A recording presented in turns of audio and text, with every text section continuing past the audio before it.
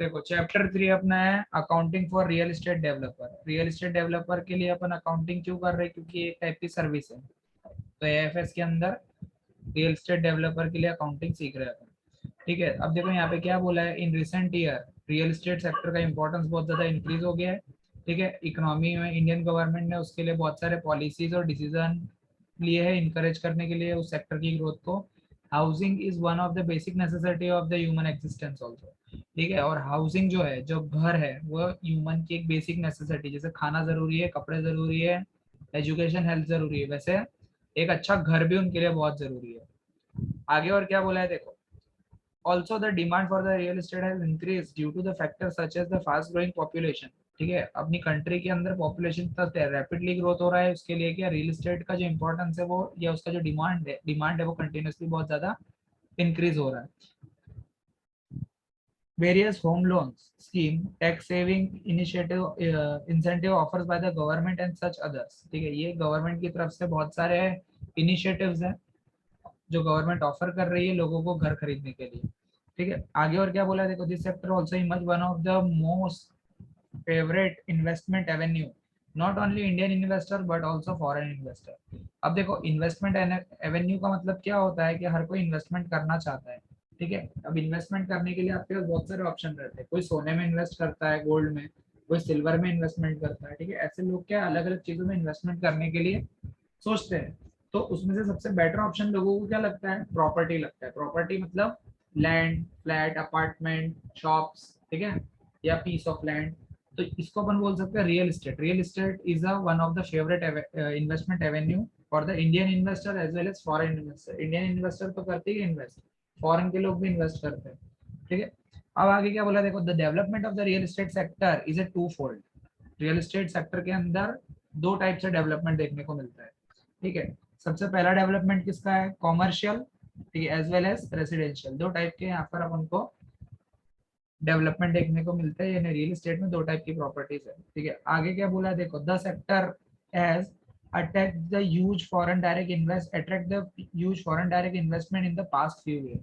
ठीक है, कुछ ईयर्स के अंदर अगर हम रिसेंट पास्ट ईयर्स की बात करें तो हम ऐसा देखेंगे कि जो बड़ी बड़ी सिटीज है, जहाँ तक कि मैं जानता हूँ, वहाँ पर बहुत लार्ज स्केल में foreign direct investment FDI attract होता है, अट्रैक्ट हुआ है। और बहुत सारे जो फॉरेन इन्वेस्टर है और एफआईआई भी, फॉरेन इंस्टीट्यूशनल इन्वेस्टर्स भी, उन्होंने इंडिया के रियल एस्टेट सेक्टर में क्या किया, इन्वेस्टमेंट किया है। आगे देखो क्या बोला है यहाँ पे, like any other growing sector this sector is also witness the significant growth in the volume of the number of transaction. ठीक है, दूसरे सेक्टर की तरह इस सेक्टर के अंदर भी क्या है, इसके नंबर ऑफ ट्रांजेक्शन इंक्रीज हुए, वॉल्यूम ऑफ ट्रांजेक्शन इंक्रीज हुआ है। It has been observed that various real estate developers have adopt diverse accounting, जिसमें हमको ये देखने को मिलता था कि अलग अलग रियल एस्टेट डेवलपर जो है अकाउंटिंग की प्रैक्टिस अलग अलग तरीके से करते थे, lead to disorder disclosure of financial performance और पोजीशन। ठीक है ना, और इसके कारण क्या होता था, इस सेक्टर की जो फाइनेंशियल परफॉर्मेंस है, ठीक है, और फाइनेंशियल पोजीशन है, वो हम मॉनिटर नहीं कर पाते थे। हम मतलब गवर्नमेंट, ठीक है ना, गवर्नमेंट भी बोल सकते हो, या अकाउंट्स के जो जो भी इंटरेस्ट होल्डर होते हैं, उनको इन्फॉर्मेशन स्पेसिफिकली क्लियरली मिल नहीं पाती थी। क्यों, क्योंकि हर कोई जो रियल एस्टेट डेवलपर है वो अलग तरीके से अकाउंटिंग कर रहा है। इसके लिए तो जरूरत पड़ी कि भाई एक यूनिफॉर्म अकाउंटिंग इसके लिए हो, ठीक है, और प्रोसीजर हो उसका। आगे देखो क्या बोला है, in the term of real estate refers to the land as well as building. Real estate के अंदर दोनों चीजें आ जाती है।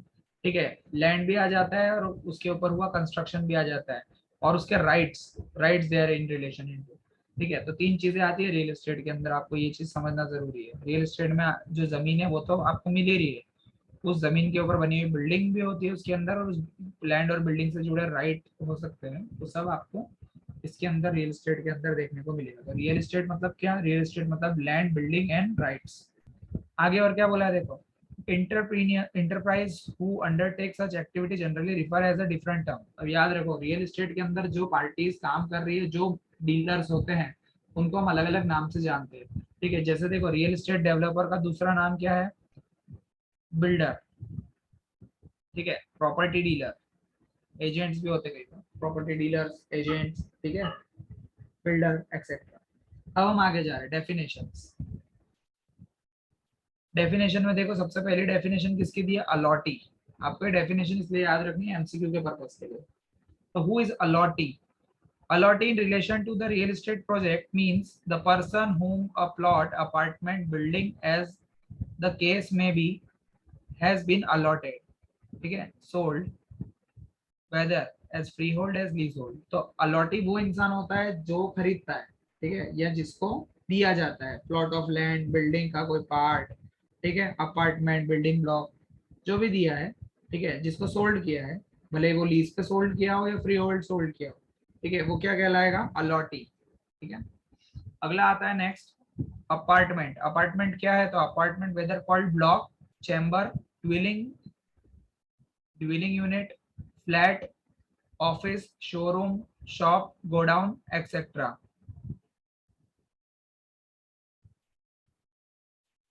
ठीक है, तो ये अपार्टमेंट की बात कर रहे हैं अपन। अपार्टमेंट क्या होते हैं? ठीक है, तो ये आपको अच्छे से याद रखना है। अपार्टमेंट वो पार्ट है आपके बिल्डिंग का, ठीक है, जिसको आप block, building block, chamber, dwelling unit या फ्लैट बोल सकते हो। ऑफिसेस भी होते हैं, शोरूम भी होते हैं, गोडाउन भी हो सकता है, ठीक है। It is the immovable property. तो अपार्टमेंट कैसी प्रॉपर्टी है? Immovable. Building include the structure of part, structure और a part of a structure. अब देखो क्या बोले, बिल्डिंग क्या होती है? बिल्डिंग इंक्लूड कोई भी स्ट्रक्चर, बिल्डिंग के अंदर स्ट्रक्चर आ जाता है, स्ट्रक्चर का कोई भी पार्ट आ जाता है, और erection with intent to use the residential, commercial, ठीक है, जो किसके लिए बनाया है? रहने के लिए बनाया है, रेसिडेंशियल के लिए बनाया है, या कॉमर्शियल पर्पस के लिए बनाया है, ठीक है। Purpose of any business, occupation, profession, trade, और फॉर एनी रिलेटेड पर्पस, किसी भी पर्पस के लिए आपने बनाया है तो वो क्या कहलाएगा आप लोगों का? बिल्डिंग। ठीक है। अब आता है नेक्स्ट, कारपेट एरिया। देखो जनरली आप आजकल सुनते होगे ये वर्ड, पहले क्या होता था? दो टाइप के एरिया आते हैं, सुपर बिल्डअप एरिया और कारपेट एरिया। तो सुपर बिल्डअप एरिया क्या होता है? मान लो ये पूरा फ्लैट का एरिया है, ठीक है, इस पे क्या होता है, एक के अंदर 4 फ्लैट बनते हैं, तो आपको बिल्डर बोलता है सुपर बिल्डअप एरिया इतने बाय इतने का है। हाँ, हेलो,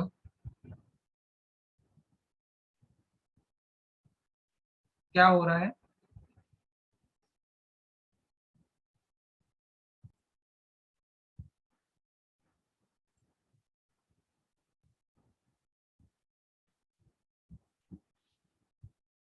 ओके, तो अपन देख रहे थे carpet area. Carpet area means the net usable floor area. याद रखो, अपार्टमेंट जैसे इतना बड़ा अपार्टमेंट है, अपार्टमेंट में ये 4 घर है, तो ये पर घर का कारपेट एरिया अलग होगा।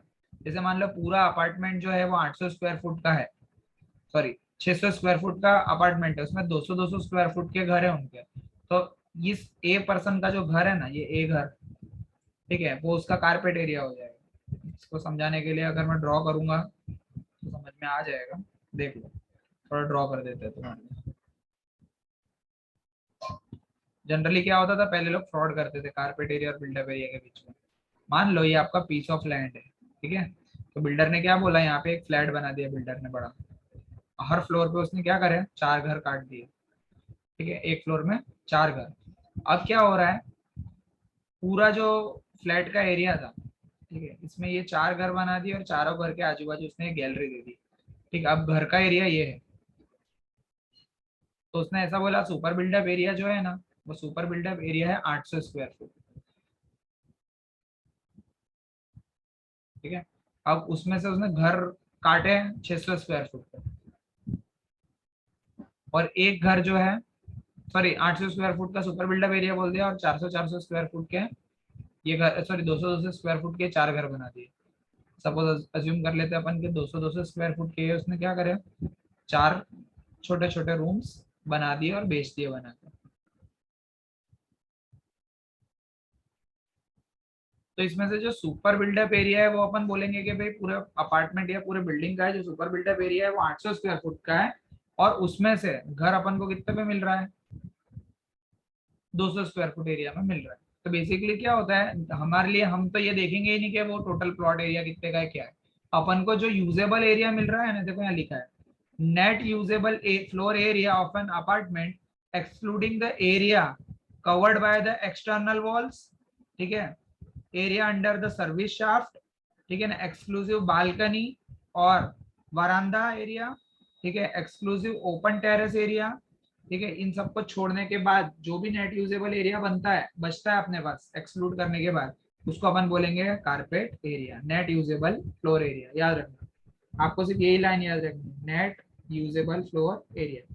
आगे क्या बोला है देखो इसके आगे, but include the area covered by the internal partition wall, पर अंदर की दीवारें आती है उसके अंदर, याद रखना, ठीक है, ऑफ द अपार्टमेंट। अब ये जो इसके बाद हम पढ़ने वाले रेरा एक्ट का छोटा सा शॉर्ट नोट है, what is the RERA act, ठीक है ना। तो रेरा का फुल फॉर्म सबको याद करना है। सबसे पहले तो रेरा का फुल फॉर्म क्या है, तो रेरा का फुल फॉर्म है रेगुलेशन एंड डेवलपमेंट एक्ट 2016। इसका फुल फॉर्म है RERA, regulation and development act, ठीक है। The real estate regulation and development act is the new era in the Indian real estate sector and step toward the reforming the real estate sector in the India, encouraging the greater transparency, citizen centricity, accountability and financial discipline। ठीक है, अब क्या ये इसके चार motives हैं। RERA का जो एक्ट इंट्रोड्यूस किया है वो क्यों किया है, ये चार रीजन की वजह से। सबसे पहला तो क्या, इनकरेज करना, बढ़ाना, प्रोत्साहित करना। क्या इनकरेज करना, क्या प्रोत्साहित करना, ग्रेटर ट्रांसपेरेंसी। पहले क्या होता था, बिल्डिंग कैसी बन रही है, ठीक है, बिल्डिंग बनाने के लिए क्या मटेरियल यूज किया है, ठीक है ना, कौन से ग्रेड के चीजें यूज की है, वो थोड़ा क्या होता था, बिल्डर उन चीजों को बताता नहीं था, ट्रांसपेरेंसी नहीं होती थी काम में। वो ट्रांसपेरेंसी लाने का काम किसने किया, रेरा एक्ट ने, ठीक है। ये सिटीजन सेंटर्ड एक्ट है, लोगों के लिए, लोगों के बारे में और उनके सेफ्टी के लिए, उनके इंटरेस्ट का प्रोटेक्शन करने के लिए इसको बनाया है। दूसरा, ये अकाउंटेबिलिटी क्रिएट करता है बिल्डर के ऊपर, रियल एस्टेट डेवलपर के ऊपर। और फाइनली ये फाइनेंशियल डिसिप्लिन लाता है। फाइनेंशियल डिसिप्लिन का मतलब क्या होता है कि जो भी फंड किसी प्रोजेक्ट के लिए आया है, उस प्रोजेक्ट के अंदर उस काम के लिए यूज होना चाहिए, ठीक है। और इसके अलावा भी फाइनेंशियल डिसिप्लिन होना चाहिए, जरूरी है, ठीक है। तो अब हम आगे जा रहे हैं। It come into effect from 1 मई 2017। याद रखना, इसको कब से एप्लीकेबल बनाया है, 1 मई 2017 से, सॉरी, याद रखना ये रहे, ठीक है। तो याद रहेगा, रेरा एक्ट कब आया था, 2016 में आया था, और उसको एप्लीकेबल कब से किया है, 1 मई 2017 से। आगे देखो क्या बताया, RERA along with the rules would ensure timely completion of project। तो रेरा के जो रूल्स है वो क्या करते हैं, प्रोजेक्ट को टाइमली कंप्लीट करते हैं। पहले क्या होता था, लोग पैसे डालते थे फ्लैट वगैरह खरीदने के लिए, बिल्डिंग्स वगैरह, टेनामेंट्स वगैरह खरीदने के लिए, शॉप्स वगैरह खरीदने के लिए रियल एस्टेट प्रोजेक्ट में, और प्रोजेक्ट टाइम से पूरे नहीं होते थे, जिसकी वजह से क्या होता था, लोगों के पैसे का जो वैल्यू है वो वेस्ट होता था, क्योंकि पैसे का जो होता है वो टाइम वैल्यू होता है, ठीक है। तो बिल्डर वो प्रॉमिस कर देते थे कि हम यहाँ इतने टाइम तक प्रोजेक्ट कंप्लीट कर देंगे, ये कर देंगे, पर टाइमली कंप्लीट करते नहीं थे। रेरा आने के बाद ये सब खत्म हो गया। This helping the achieve the vision of honourable prime minister housing for all. तो अपने जो अभी हाल फिलहाल में प्राइम मिनिस्टर है नरेंद्र मोदी जी, ठीक है, तो उनने क्या किया, एक विजन देखा कि भाई, उन्होंने एक टारगेट रखा था ऐसा कि 2025 तक हर एक इंसान का खुद का क्या होगा, घर होगा। इंडिया में कोई भी घर बिना का नहीं होगा, सबके खुद के घर होंगे, हाउसिंग फॉर ऑल। तो इसको फोकस करते हुए ये रेरा एक्ट पूरे इंडिया में एप्लीकेबल किया है। It prevent the diversification of fund and project the buyers interest, ठीक है। तो यहाँ पर क्या है, ये सबसे पहला काम तो क्या करता है, जो भी पैसा है, जो भी फंड है, उसके डाइवर्सिफिकेशन को प्रिवेंट करता है, रोकता है। नहीं तो बिल्डर क्या करते थे पता है, फ्रॉड करते थे, बड़ी बड़ी स्कीमें दिखाएंगे लोगों को, लोगों से फंड ले लेते थे, और उस पैसे का यूज रियल एस्टेट डेवलपर या बिल्डर लोग क्या करते थे, अपने दूसरे प्रॉफिटेबल प्रोजेक्ट्स में करते थे। तो इससे क्या होता था, फंड का डाइवर्सिफिकेशन होता था, लोगों को उनके घर टाइम पे अलॉट नहीं होते थे, उनका लॉस होता था इंटरेस्ट का। तो ये रेरा एक्ट आने के बाद ये चीजें क्या हो गई है, कम, ट्रांसपेरेंसी बढ़ गई। अब सिर्फ रजिस्टर्ड प्रॉपर्टी के लोग भी क्या करते हैं आजकल, रजिस्टर्ड प्रॉपर्टी, जो रेरा रजिस्टर्ड प्रॉपर्टी होती है, उसी में इंटरेस्ट दिखाते हैं, उसी में इन्वेस्टमेंट करते हैं। अब रेरा के बाद देखो, रेरा के कुछ बेनिफिट्स है, रियल एस्टेट डेवलपर को भी कुछ बेनिफिट हुए और कुछ कंज्यूमर्स को या कुछ बायर्स को भी बेनिफिट होते हैं रेरा के। वो बेनिफिट यहाँ पे अपन क्विकली एक बार रिफर कर लेते हैं, फिर एक प्रैक्टिकल सम करेंगे। देखो यहाँ पर सबसे पहला क्या बोला, the core objective, the main objective of this legislation is to ensure the regulation and promotion of the real estate sector in the efficient and transparent manner and to protect the interest to the home buyers। तो देखो यहाँ पर जो core objective है, main objective है legislation का, वो legislation का मेन ऑब्जेक्टिव क्या है कि भाई जो भी रेगुलेशन और प्रमोशन है रियल एस्टेट का वो करना, ठीक है। दूसरा, उसको इफिशिएंट बनाना, रियल एस्टेट सेक्टर को और ज्यादा अच्छा बनाना, कार्यक्षम बनाना। अगर हम बोले तो इफिशिएंट बनाना मतलब और अच्छे से और बेहतर बनाना। दूसरा क्या, ट्रांसपेरेंट मैनर में वो काम करे, लोगों का इंटरेस्ट, जो भी होम बायर है उनके इंटरेस्ट को प्रोटेक्ट करना, ये काम है रेरा का, ठीक है। दूसरा, कारपेट एरिया को इसने वेल डिफाइन किया है। पहले बहुत, मैंने बताया ना जैसे कि पहले बहुत फॉर्जरी होती थी carpet area, super buildup area के नाम पे, अब वो सब खत्म हो गया। कारपेट एरिया की जो वेल डिफाइंड डेफिनेशन है वो इसने दी है रेरा एक्ट ने। The developer can only charge for the carpet area only, ठीक है, बिल्डिंग के कारपेट एरिया का चार्ज ले सकते हैं, which reduce the unfair trade practice. जो अनफेयर ट्रेड प्रैक्टिस को क्या कर देता है, रिड्यूस कर देता है, मैंने बताया था वैसे। अब आता है आगे, 70% of the allotment amount from the buyer must be deposited in the escrow bank account। ये आपको याद रखना है, कौन सा बैंक अकाउंट का नाम दिया है यहाँ पे, एन एस्क्रो बैंक अकाउंट, ठीक है। तो 70% अमाउंट जो भी कलेक्ट करेगा बायर के पास से रियल एस्टेट डेवलपर, वो कहाँ पे जाएगा, बिल्डर के एस्क्रो बैंक अकाउंट में, ठीक है, for construction the project only. और उसका यूज सिर्फ आप प्रोजेक्ट को कंस्ट्रक्ट करने में कर सकते हो। जैसे अगर मान लो 1 लाख रुपए अगर आपको बायर में दिए हैं, तो उस 1 लाख रुपए में से 70% अमाउंट है ना, 70,000 रुपए आप लोगों को सिर्फ उस प्रोजेक्ट में लगाने हैं। उसके अलावा आप उस फंड का कहीं पे भी डाइवर्सिफिकेशन या अदर यूज नहीं कर सकते, ठीक है। The withdrawal have to certified by the architect.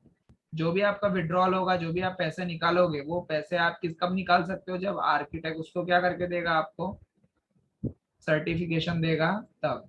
उसके बिना आप उस फंड का यूज नहीं कर पाओगे, विड्रॉल नहीं कर पाओगे उस पैसे का, ठीक है। ये रेरा एक्ट के अंदर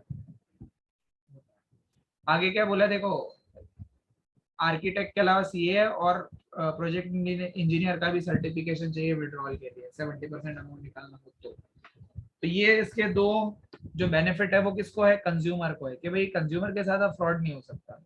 आगे और क्या बोला, देखो fast track dispute resolution mechanism through the real estate regulatory authority and appellate tribunals are set up across the country। अब क्या हुआ है, बिल्डर्स, रियल एस्टेट डेवलपर और जो बायर्स होते हैं, होम बायर्स या कंज्यूमर, उनके बीच का जो भी झगड़ा होता है, जो भी डिस्प्यूट होता है, वो जल्दी से जल्दी रिजॉल्व हो जाए, दोनों को अपना इंटरेस्ट प्रोटेक्ट हो सके दोनों का। इसके लिए fast track dispute resolution mechanism बनाए, छोटे छोटे कोर्ट्स, ठीक है, या ट्रिब्यूनल्स बनाए हैं, सेटअप किए हैं अक्रॉस द कंट्री, जिससे कि जल्दी जल्दी इसका निराकरण आ जाए।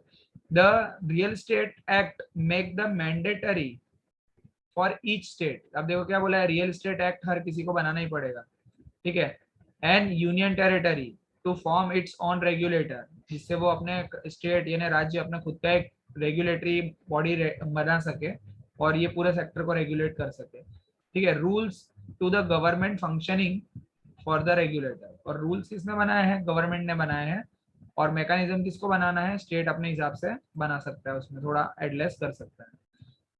अब आता है अगला, real estate project need to be register with the state real agent regulatory authority. तो आपको ये याद रखना है, रियल एस्टेट के जो भी प्रोजेक्ट है वो कहाँ पे रजिस्टर करवाने पड़ते हैं, जैसे पार्टनरशिप कंपनी को रजिस्टर करवाते हैं ना, कंपनी रजिस्ट्रार के पास, जैसे रियल एस्टेट रेगुलेटरी अथॉरिटी होता है, ठीक है, उसके पास जाके रजिस्टर करवाना पड़ता है। Promoter can not book offer this project for sale without registering them. कोई भी रेरा में अपना प्रोजेक्ट को रजिस्टर कराए बिना अपने प्रोजेक्ट में से कोई भी पार्ट सेल आउट नहीं कर सकता या बुकिंग नहीं कर सकता। Real estate agent dealing in the project also need to register with the real estate regulatory authority. और जो भी स्टेट एजेंट होते हैं, पता ना, डीलर के अलावा एजेंट भी होते हैं, वो एजेंट को भी डीलिंग्स करने के लिए क्या करना पड़ता है, खुद को रेरा के पास रजिस्टर करवाना पड़ता है। तो आप ये चीजें आप अच्छे से ध्यान रखना और आपके फ्यूचर के लिए भी याद रखना है ये चीज, ठीक है, कि कभी भी आप इन्वेस्टमेंट करो तो रेरा सर्टिफाइड प्रोजेक्ट्स में ही करना चाहिए।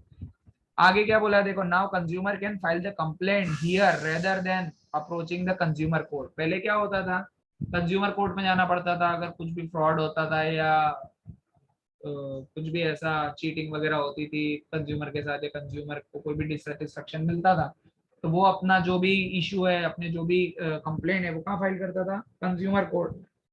ठीक है, अब क्या होता है, कंज्यूमर कोर्ट में जाने की जरूरत नहीं है, हम रेरा की जो डिस्प्यूट रेजोल्यूशन मैकेनिज्म अथॉरिटी जो भी है, ट्रिब्यूनल, एपिलेटरी ट्रिब्यूनल, उसके अंदर हम क्या कर सकते हैं, अप्रोच कर सकते हैं। ये तो सारे बेनिफिट अपन ने देखे कंज्यूमर के लिए। अब कुछ बेनिफिट्स किसके लिए, डेवलपर्स के लिए भी बेनिफिट है। देखो क्या लिखा, the act eliminate the fraud from the real estate sector promoting the genuine developers. तो भाई अब क्या हो गया है, रियल एस्टेट डेवलपर्स के लिए एक्ट इसलिए अच्छा है क्योंकि जितने भी फ्रॉड है उसने दूर कर दिया, तो फ्रॉड करने वाले डेवलपर थे वो तो खत्म हो गए। तो जो जेन्युइन डेवलपर है ना, उनका क्या हो रहा है, प्रमोशन हो रहा है, प्रमोट हो रहे हैं, वो उनको ग्रोथ मिल रही है। It influence the creditability of the market, market का जो क्रेडिटेबिलिटी है और ट्रांसपेरेंसी है वो बढ़ रही है। ठीक है, मतलब रियल एस्टेट के अंदर लोगों का जो ट्रस्ट है वो बढ़ रहा है। आगे, act rule would restore the investment sentiment of the consumers.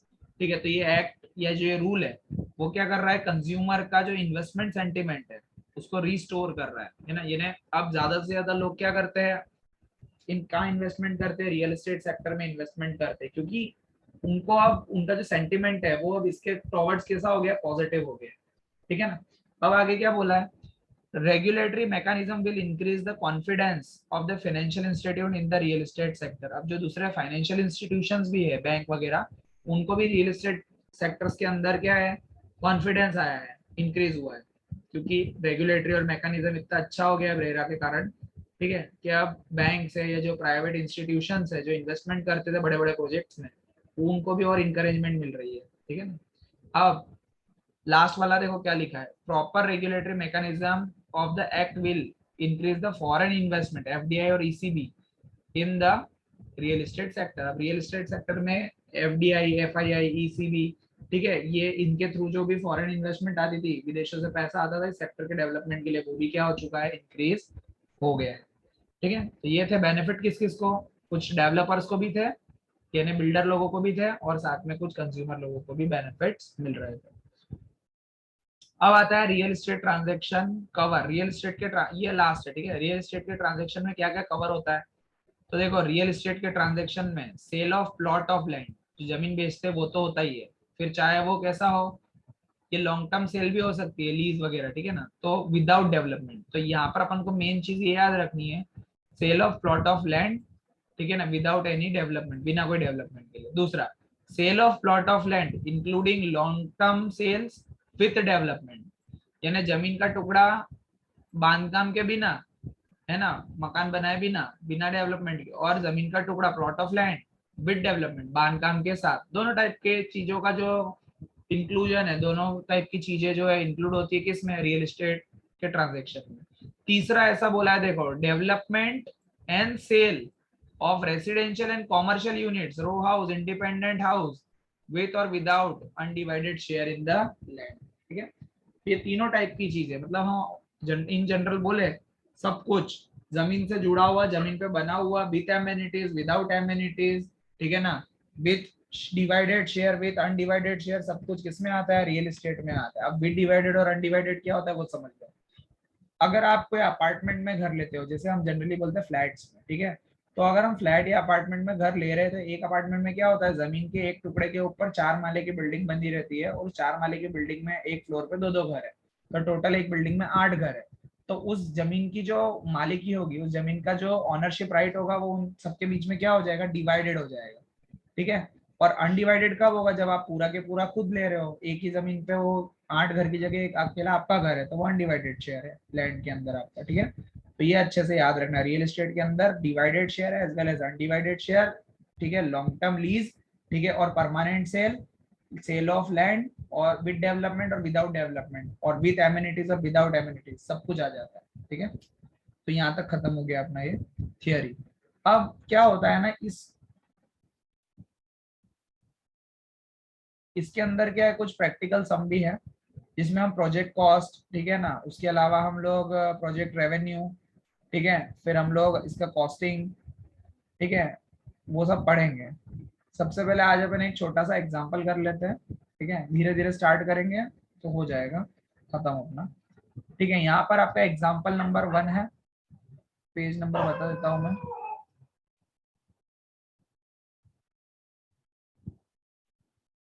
27 material है तो निकाल लेना आप लोग। क्या लिखा है देखो, example number 1, compute the percentage completion and contract revenue and contract cost to be recognise the following information. अब इसके लिए क्या है ना, मैंने आप लोगों को एक बार पहले भी शेयर किया था, ठीक है, एक फॉर्मेट आता है, अकाउंट बोलते हैं इसको, कॉन्ट्रैक्ट अकाउंट, हम वो बना के भी फाइंड कर सकते हैं और स्टेटमेंट बना के भी फाइंड कर सकते हैं। ठीक है, तो मैंने सॉल्यूशन भेजा हुआ है ग्रुप में, आप फ्री टाइम पे बैठ के इसको सॉल्व कर सकते हो।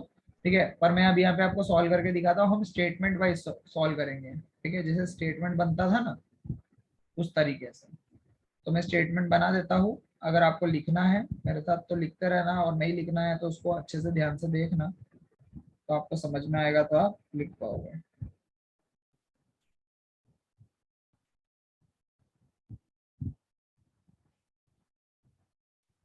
स्टेटमेंट रुक जाओ।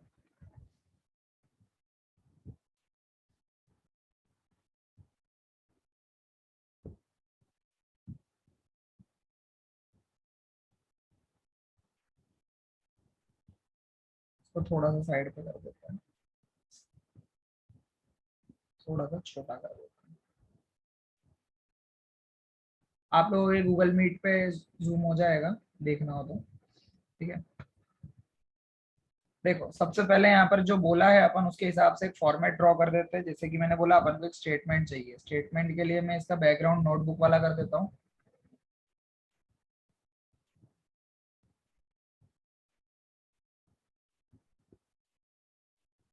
एक मिनट,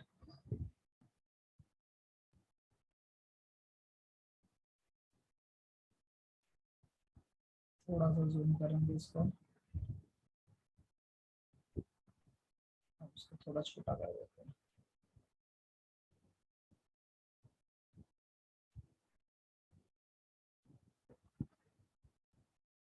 अब ठीक है,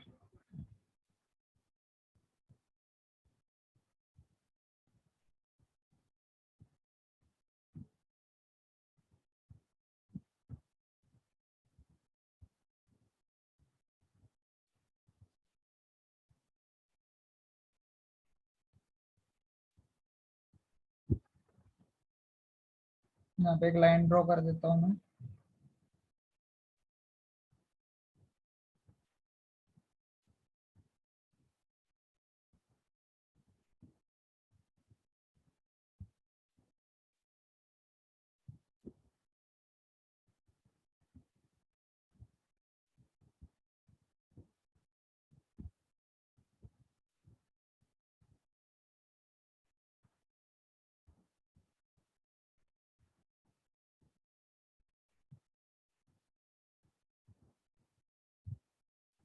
यहाँ पे हम लिखेंगे particular,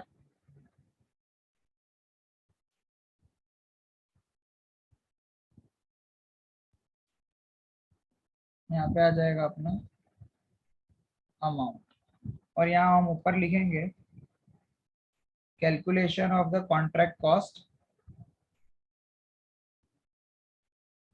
calculation of contract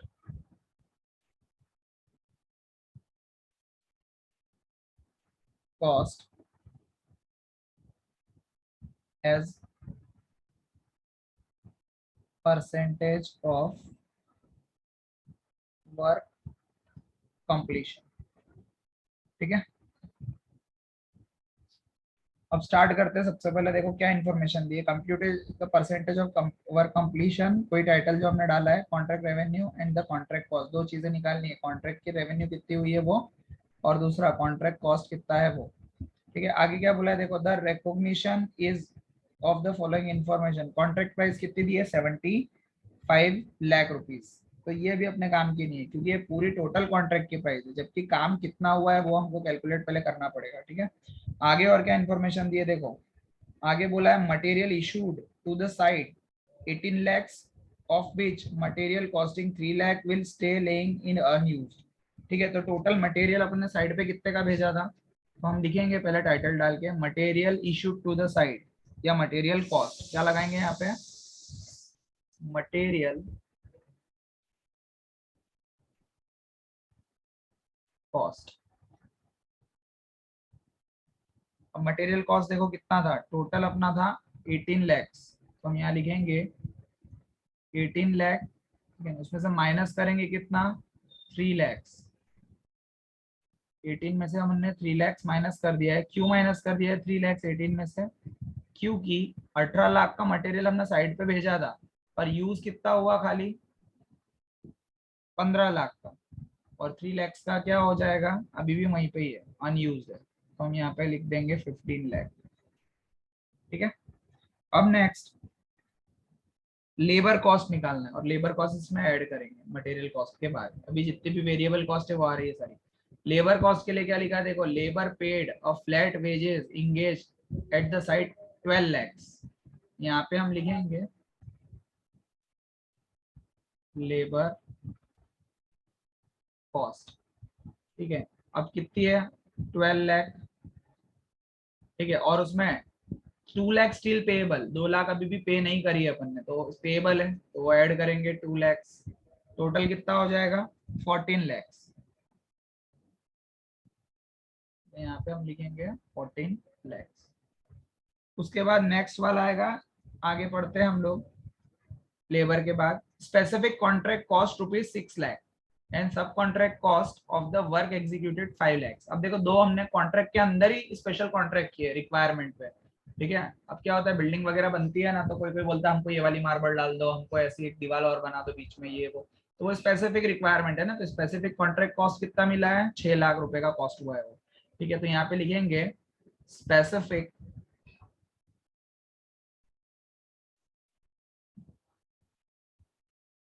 contract cost 6 lakh.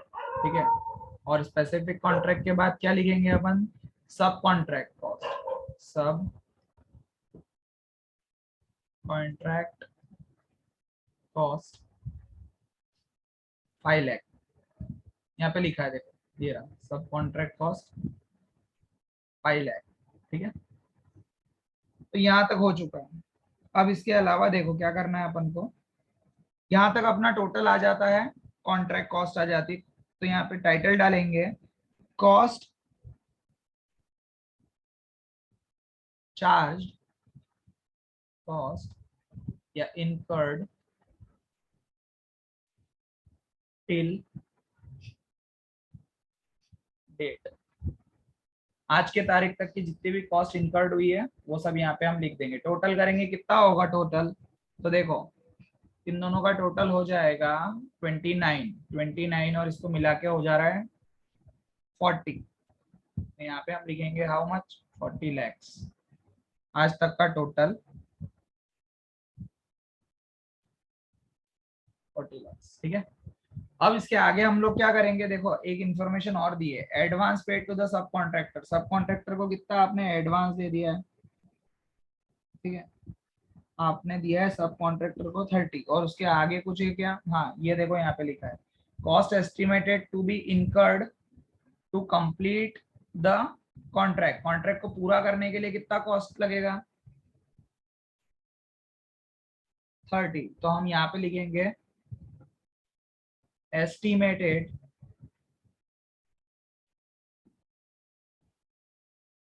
Cost for completion of contract, contract पूरा करने के लिए कितना कॉस्ट लगेगा 30 लैक्स। ठीक है, तो इसको हम इंटर नहीं करेंगे, एडवांस पेड टू द सब कॉन्ट्रैक्टर, सब कॉन्ट्रैक्टर को कुछ भी एडवांस में दिया है वो अभी तक नहीं, क्योंकि वो काम करेगा, तो यहाँ पे हम लिखेंगे टोटल कितना हो जाएगा, आप देखो contract cost total 70 lakh rupees, तो यहाँ पे हम लिखेंगे total contract cost, total contract cost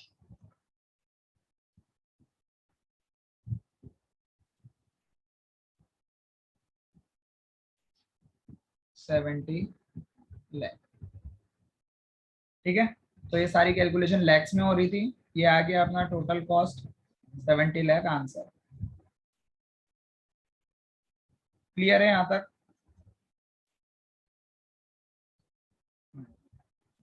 अब आगे देखो क्या बोला है। सेम अगला एग्जांपल इसके जैसा ही है, वो आप करना, लेकिन इस क्वेश्चन में भी एक चीज गायब है। अभी आपने कॉन्ट्रैक्ट कॉस्ट निकाली, आपने रेवेन्यू तो निकाली ही नहीं। रेवेन्यू कितना हुआ वो अभी तक अपन ने निकाला नहीं है। प्रॉफिट निकालना है, रेवेन्यू बाकी है निकालना। तो वो कैसे निकालेंगे अभी वो भी देख लेते हैं। देखो, रेवेन्यू निकालने के लिए इसका कैलकुलेशन करना पड़ेगा कि अभी तक कितना वर्क कंप्लीट हुआ है। ठीक है, तो उसके लिए प्रोपोर्शन का यूज करेंगे। थोड़ा इसको ऊपर ले जाते हैं।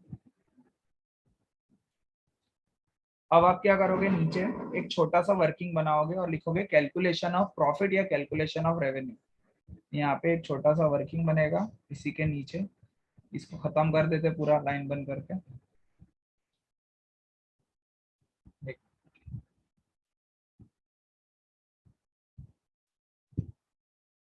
अब यहाँ से अपना एक नया वर्किंग चालू होगा जिसमें हम लिखेंगे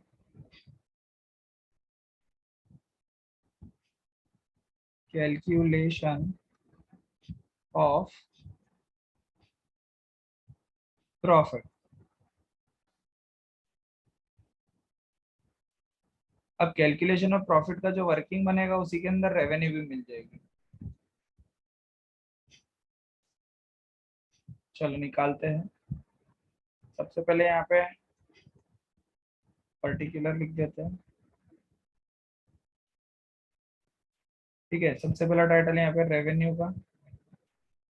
अब रेवेन्यू निकालने का फॉर्मूला क्या है वो देखो, याद रखना है तुम लोगों को। ये छोटे छोटे अंदर जो एमसीक्यू है उनके लिए।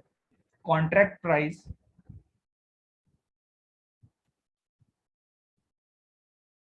Contract price multiplied by percentage of work completion.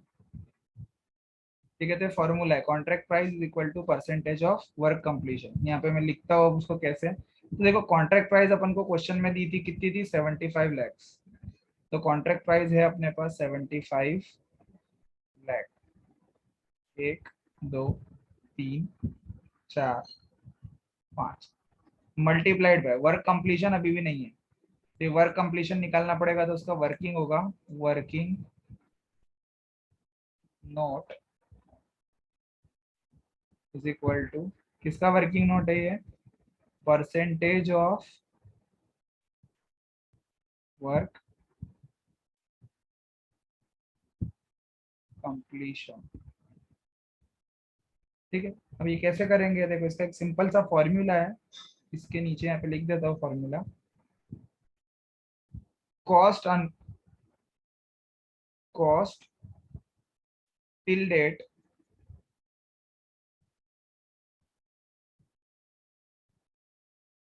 Divided by total contract cost.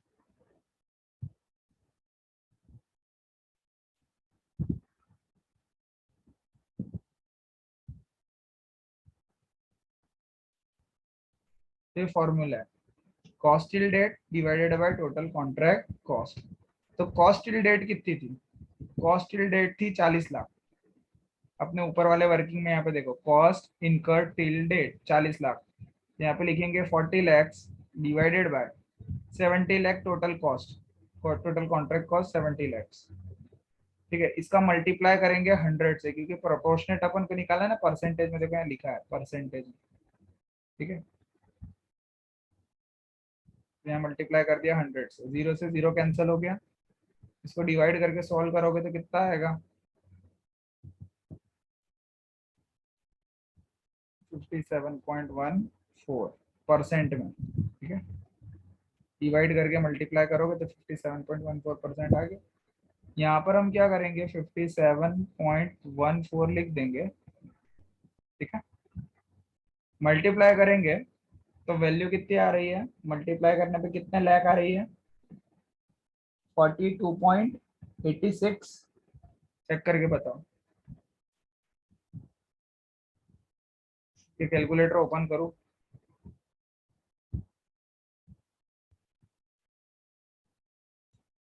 Multiply करने पे आ रहा है 42.85।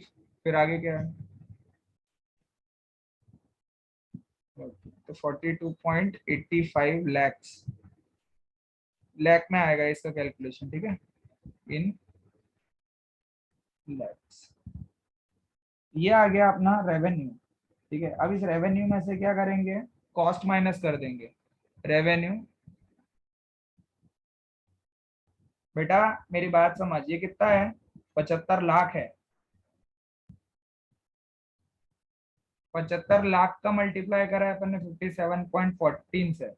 ठीक है, तो यहाँ पर आएगा ना जो भी वैल्यू, वो तू चाहे तो जीरो वाले डिजिट में लिख देना, पर मेरे को तो पॉइंट में लिखना पड़ेगा ना, मेरे पास यहाँ पे जगह नहीं आती इसके लिए। ठीक है, अब आ गया, इसमें से लेस कर देंगे अपन। लेस,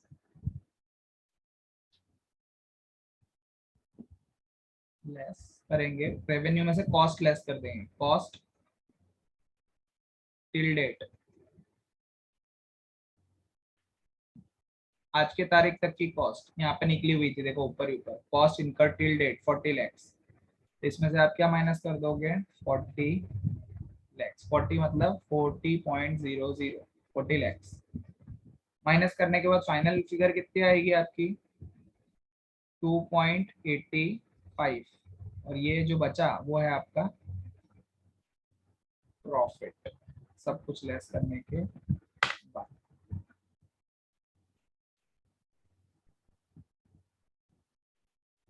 यहाँ पे आपका क्वेश्चन क्या हो जाता है? फिनिश।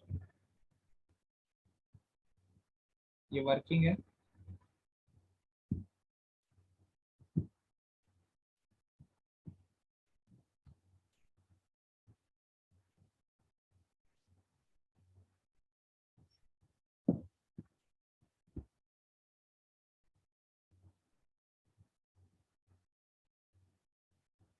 तो इसका स्क्रीनशॉट ले लेना।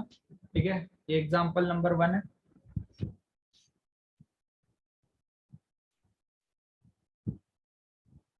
Example number 1। सेकंड वाला जो है वो सेम इसी के जैसा है, वो आपको करना है। रानी कर लिया है या करने का बाकी है? नहीं आया आंसर? सेम ऐसे ही करना। देख लो, अभी कैलकुलेशन करके दे देता हूँ मैं। तो आगे का ये जो नीचे का पोर्शन है ना, प्रॉफिट और रेवेन्यू वाला, वो तुम कर लेना, कॉस्ट निकाल लो उसकी। ठीक है, चलो ये देख लेते थोड़ा सा।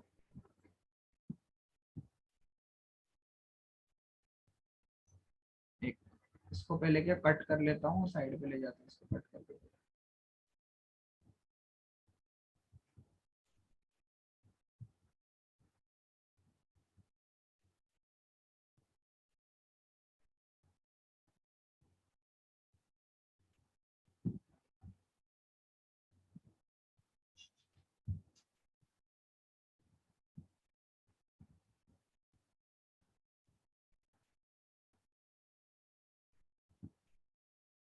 देखो लिखा है, compute the percentage of completion and the contract revenue and contract cost.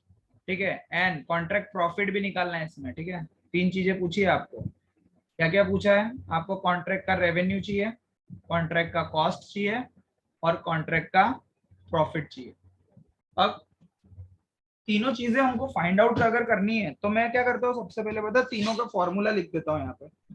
ठीक है, तो आपको पता चल जाएगा कैसे कैसे निकालना है। पहले अपन यही काम करते हैं, सबसे पहले इनके फॉर्मूले लिख देते हैं। चलो, सबसे पहला फॉर्मूला लिखते हैं कॉन्ट्रैक्ट रेवेन्यू का। तो contract revenue is equal to contract price multiplied by contract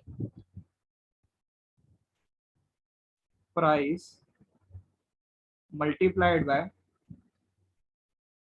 percentage of completion.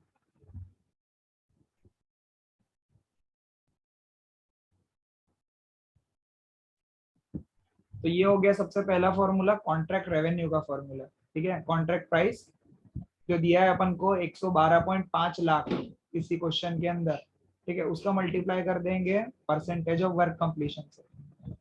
अब दूसरी चीज क्या फाइंड करनी है, कॉन्ट्रैक्ट कॉस्ट। तो कॉन्ट्रैक्ट कॉस्ट अगर हमको फाइंड करनी है तो उसका फॉर्मूला थोड़ा सा बड़ा है, ठीक है, पर है सिंपल। तो यहाँ पे मैं नीचे लिख देता हूँ उसका formula, contract cost is equal to,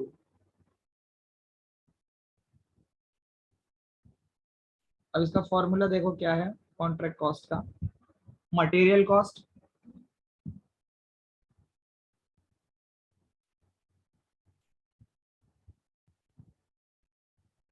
ठीक है, प्लस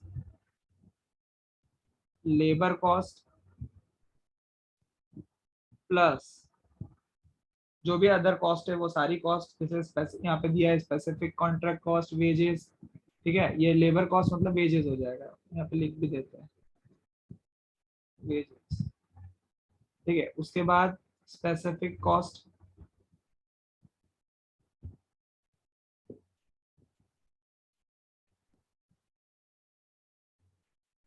स्पेसिफिक कॉस्ट प्लस सब कॉन्ट्रैक्ट कॉस्ट।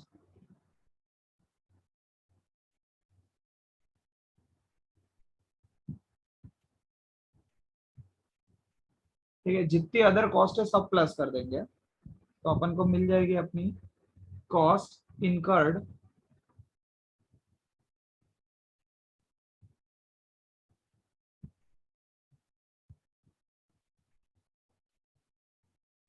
टिल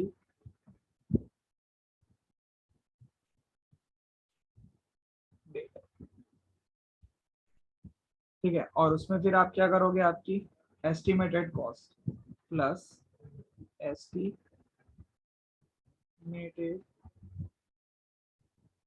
कॉस्ट, ये वाली कॉस्ट एडवांस जो है ना, एडवांस पेड टू द सब कॉन्ट्रैक्टर, ये काम का नहीं है।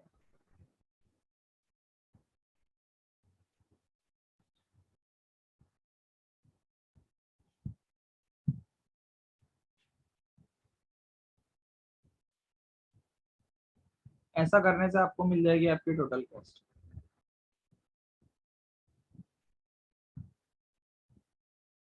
तो ये हो गया आपका कॉन्ट्रैक्ट कॉस्ट का फॉर्मेट।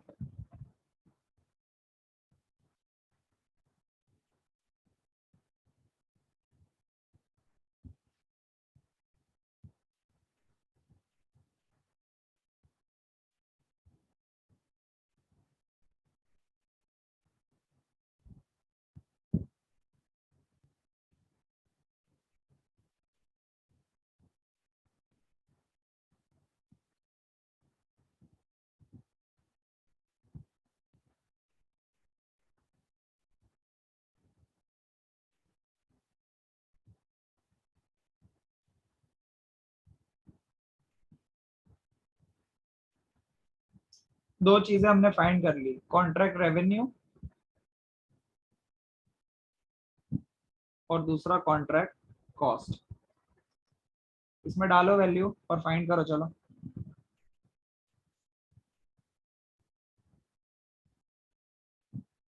और लास्ट में हमको फाइंड करना है प्रॉफिट। तो प्रॉफिट फाइंड करने के लिए यहाँ पे एक फॉर्मेट बना देते हैं अपन छोटा सा।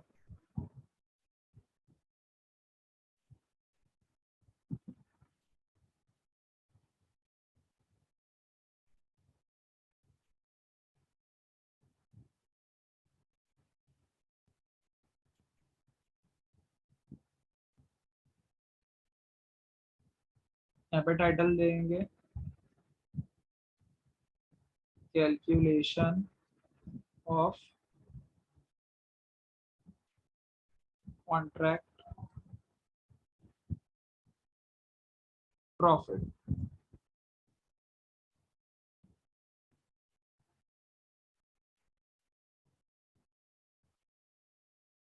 particulars amount revenue less cost till date,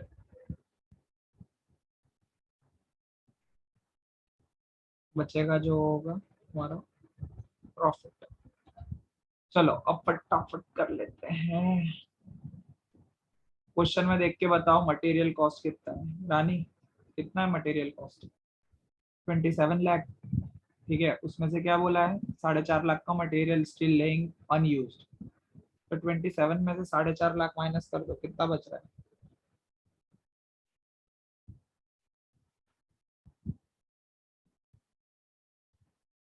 27 minus 4.5 to 2.5 यानी 22,50,000 रुपीज मटेरियल कॉस्ट आई। ठीक है, तो यहाँ पर अपन ब्रैकेट में दिखाएंगे उसको। मैं थोड़ा कलर चेंज कर लेता हूँ पेन का मेरे,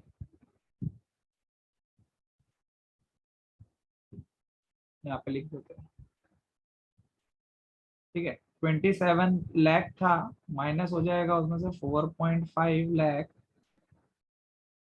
तो यहाँ पे बचेगा 2.5 लाख, ये लाख। अब लेबर कॉस्ट में देखो, वेजेस की बात करी, वेजेस को लेबर बोलते हैं। तो ऐसा बोला था 16 लाख इंगेज थे और 3 लाख स्टील पेएबल है, तो 16 प्लस कितना कर देंगे 3, तो यहाँ पे लिखोगे आप 16 + 3, टोटल कितने लाख हो जाएंगे 19 लाख। उसके बाद आता है स्पेसिफिक कॉन्ट्रैक्ट कॉस्ट, कितनी है स्पेसिफिक कॉन्ट्रैक्ट कॉस्ट 9 लाख है, और सब कॉन्ट्रैक्ट कॉस्ट है 7.5 लाख। ठीक है, तो यहाँ पर अपन स्पेसिफिक कॉन्ट्रैक्ट कॉस्ट में लिख देंगे 9 लाख और उसके नीचे लिखेंगे 7.5 लाख। आगे ऐसा बोला है कि अपन ने एडवांस दिए सब कॉन्ट्रैक्टर को 4.5 लाख, पर हम नहीं लिखेंगे उसके बारे में कुछ। अब हम आगे जाते हैं, देखो क्या लिखा है, estimate cost to be incurred to complete the contract, contract को कंप्लीट करने में एस्टिमेट कॉस्ट कितना होगा, तो यहाँ पे एस्टिमेटेड कॉस्ट है 45 लाख रुपीज, यानी इतना सब कॉस्ट अभी तक हुआ है। ठीक है, टिल डेट आज की तारीख तक कितना सारा कॉस्ट हुआ है, अब आने वाले टाइम में कितना होगा उसके बारे में यहाँ पे एक इंफॉर्मेशन दी है। तो अपन सबसे पहले इसको क्या कर देते हैं, इसको यहाँ तक बंद कर देते हैं यहाँ, और इसको यहाँ डबल लेन कर देते ताकि दिख जाएगा कि इसका टोटल कितना है। कितना हो रहा है रानी इसका टोटल, टोटल मारो 58, तो यहाँ लिखेंगे हम 58 लाख रुपीज। ठीक है ना, अब एस्टिमेशन कितना है यहाँ पे देखो, ऐसा दिया है कि कॉस्ट एस्टिमेटेड कॉस्ट प्रोजेक्ट को पूरा कंप्लीट करने में 45 लाख लग रही है, तो और यहाँ पे कितना ऐड करेंगे 45 आगे और एस्टिमेटेड का, सॉरी यहाँ पे ऊपर ऐड करेंगे, नीचे लिख दिया 45 लाख। ठीक है, तो फाइनल कितना आ रहा है, फाइनल फिगर दोनों को ऐड करने के बाद 45 लाख 103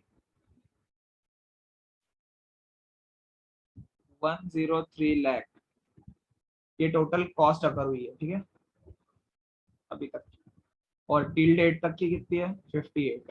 ठीक है, अब यहाँ पर क्या है ना, ये कॉस्ट टिल डेट अपन को, ये प्रॉफिट वाले इसमें वो तो मिल गई कॉस्ट टिल डेट ये वाली। ठीक है, लेकिन अपन को अभी तक क्या नहीं मिला, रेवेन्यू नहीं मिला। और रेवेन्यू के लिए अपन क्या करेंगे, यहाँ पर अपन ने ऊपर एक कैलकुलेशन दिया हुआ है, देखो इसको एरो बना के मैं दिखा देता हूँ। रेवेन्यू कहाँ से आएगी, तो रेवेन्यू इस कैलकुलेशन से आएगी,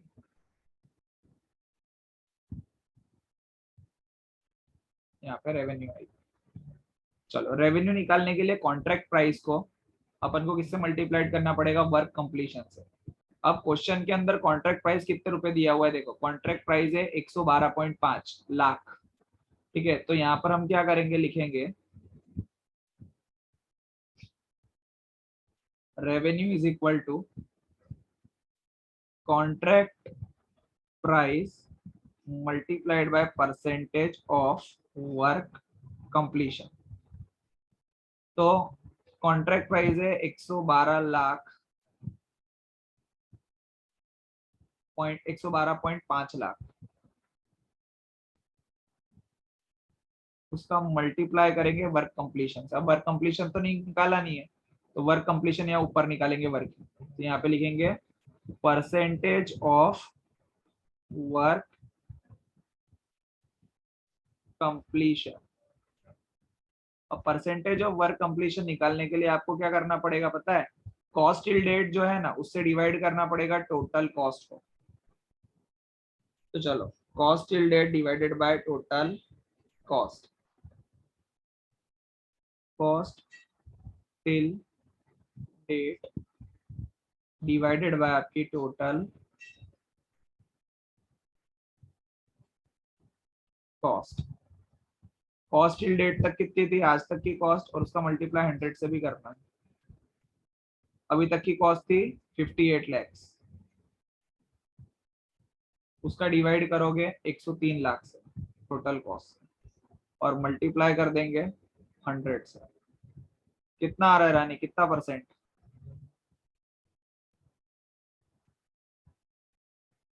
अगर मैं करूँ तो 58 divided by 103 multiplied by 100, 56.31, 56.31 percentage है ये, ठीक है, परसेंटेज।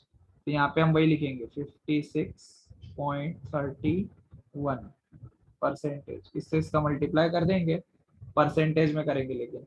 तो 112.5 मल्टीप्लाइड बाय 53.31%, कितना रहा है, 59.97,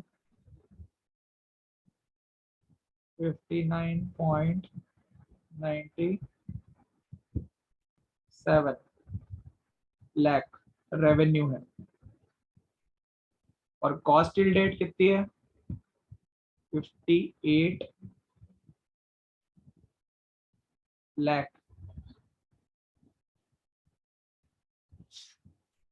इसका 56.31 का,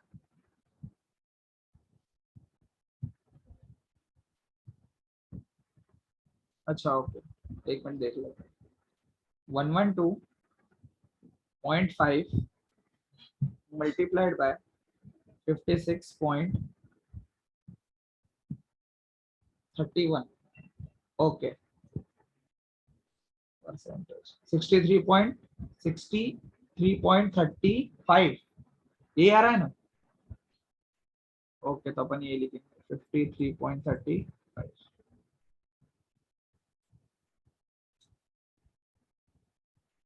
यहाँ पे हम कर देंगे इसको 53.35, 63।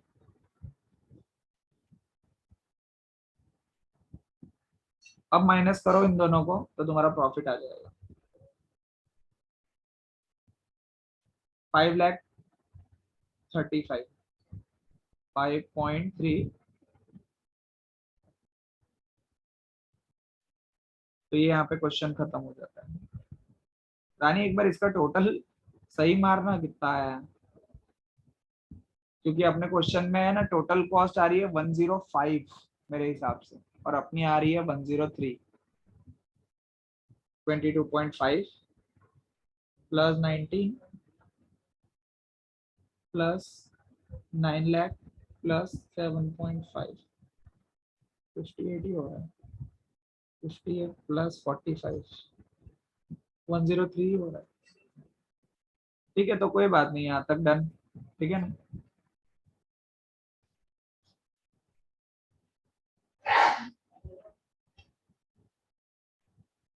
अच्छा, यहाँ पे प्रॉब्लम हुआ है, यहाँ पे एक थोड़ा मिस्टेक हो गया है, अपन ने यहाँ पे 18 लिया हुआ है, मतलब क्वेश्चन में 18 है और अपन ने 16 लिख दिया है। यहाँ पे थोड़ा एक करेक्शन कर लेते हैं अपन, इसको 18 कर लेते हैं, 18 और 3 कितना हो जाएगा, 21 करना पड़ेगा यहाँ पे। तो यहाँ पे करेंगे 21, यहाँ रहेगा 9, तो 21 प्लस 22.5 प्लस 9 प्लस 7.5 60 होगा यहाँ पे। इसको थोड़ा करेक्ट कर लेते हैं।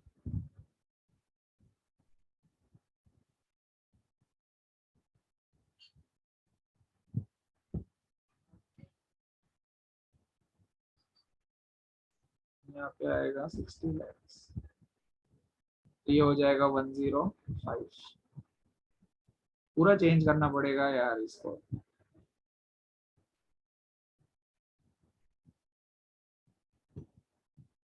अब ये करेक्ट है 105। तो इसकी जहाँ जहाँ इफेक्ट है वहां थोड़ा चेंज करना पड़ेगा। यहाँ पे भी अपन को 60 कर देना पड़ेगा।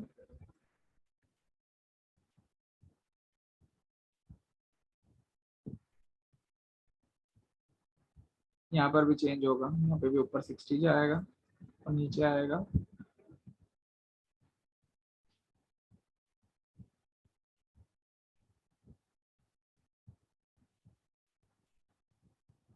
60 lakh divided by 105 lakh multiplied by 100%। 60 divided by 105, 57.40, 57.14। अब 57.14 को आप इससे मल्टीप्लाई करेंगे 112.5 से, 64 आएगा यहाँ पे, 64.28।